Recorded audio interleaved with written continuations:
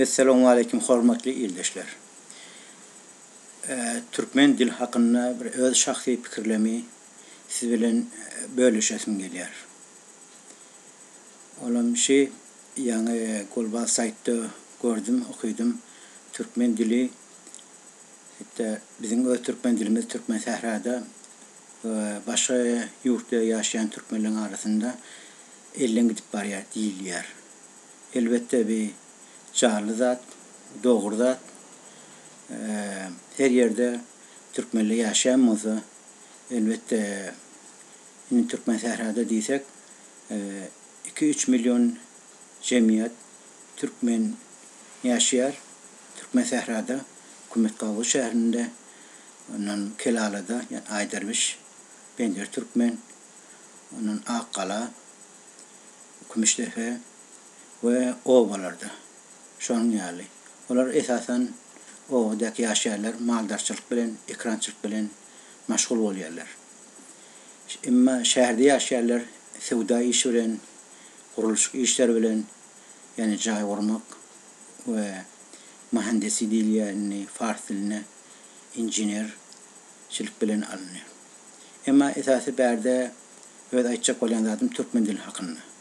Biz Türkmen dili hakkında aytsak, aytmanı diýmene köp zat bar.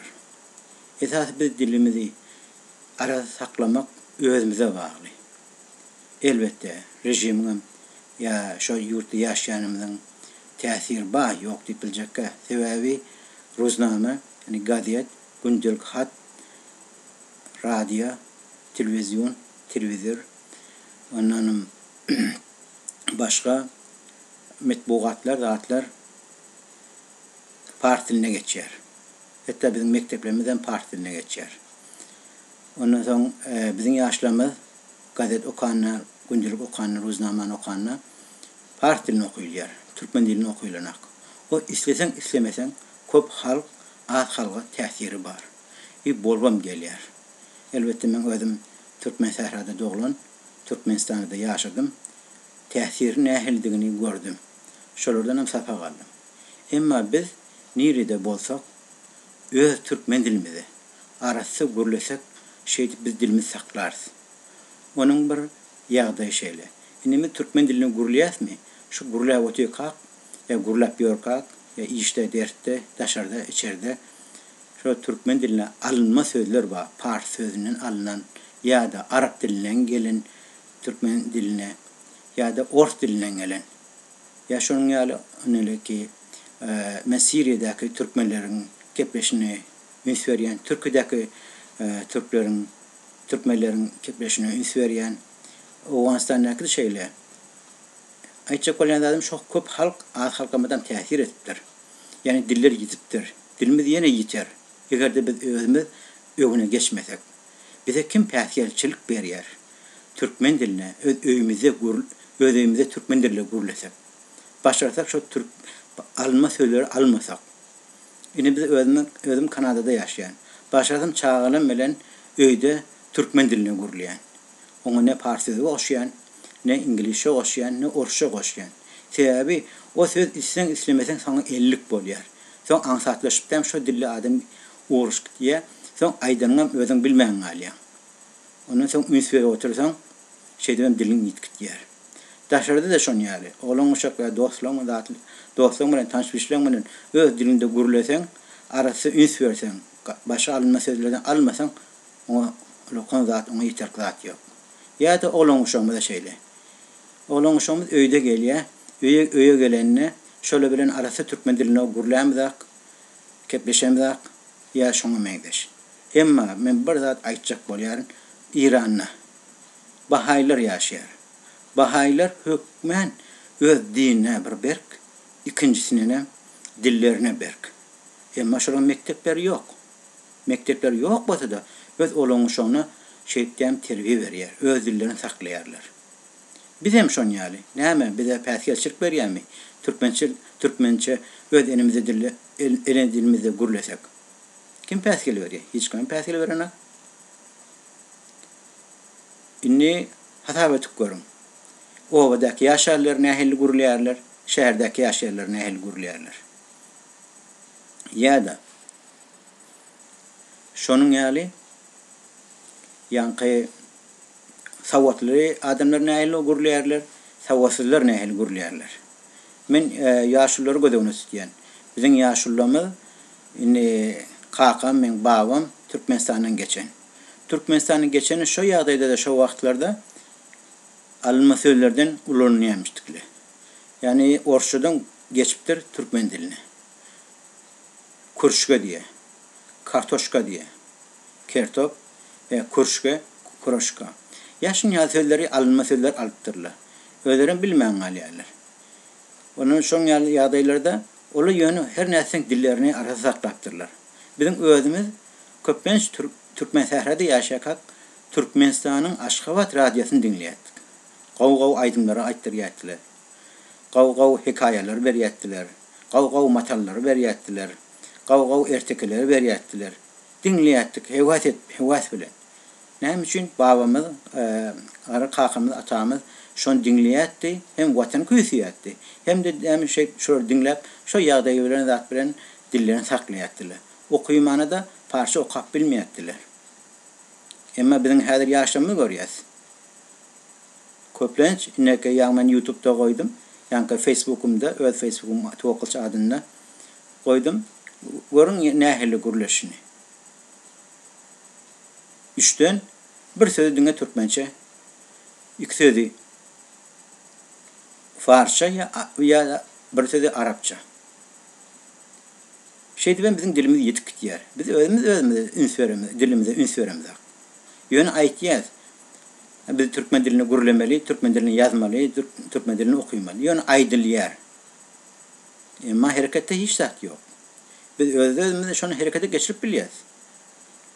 Guramalar döredip öz aralarymyzda hökmen syýasy ýagdaýda, medeni ýagdaý. Men özüm türkmen daşary ýurtda 31 ýyl ýaşap beremmäsem, şoňa gowonýan türkmen sährede medeni görüşler bar.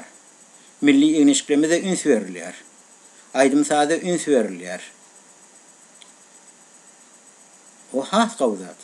O biziň ne depressiyonumuz ya o şoşdan itmer ýaly, öňüne geçer ýaly has görýän milli eňişliklerimiz toýlarda, başga ýagdaýlarda baş aýtdyralaryna aýtdyryp has gawy.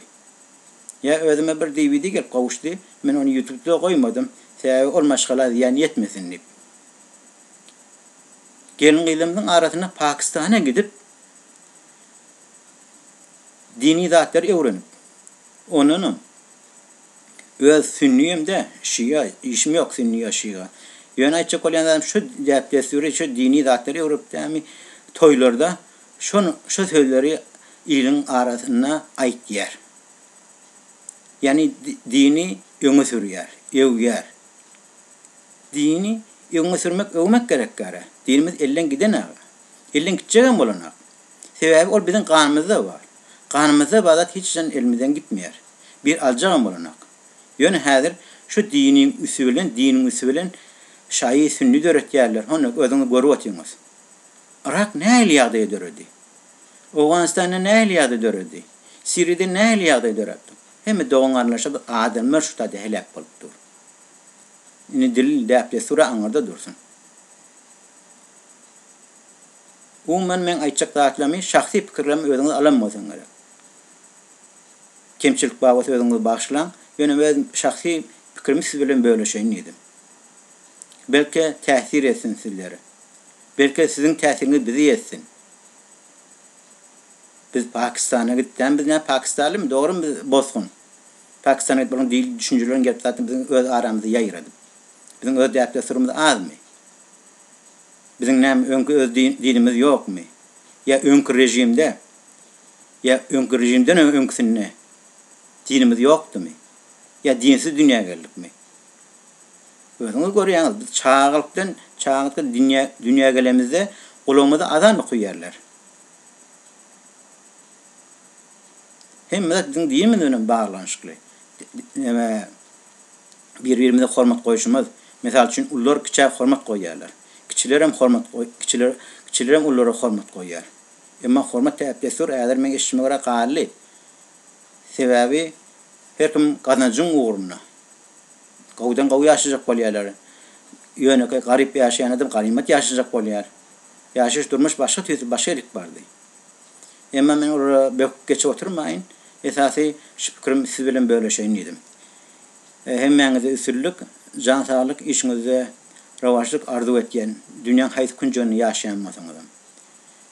Gel dilim öz türkmen dilimize üns bereýin, däpdesturymyzy üns bereýin, özümize hormat goýaýyn, ýylymyza, günümize hormat goýaýyn, parhatçylykda ýaşaýyn. Ve her radyodan, telewizordan, otaydan, pitaýdan aýtýarlar öýle, beýle şeýler aýtyp ola bilen bizim başarılar ýaşaş durmuşyny bulaşdyrjak bolýarlar. Näme üçin? Onu özüňiz kabul ýaňyz. Baýlygymyz köp. Her baýlygymyz köp. Neftimiz, gazymyz,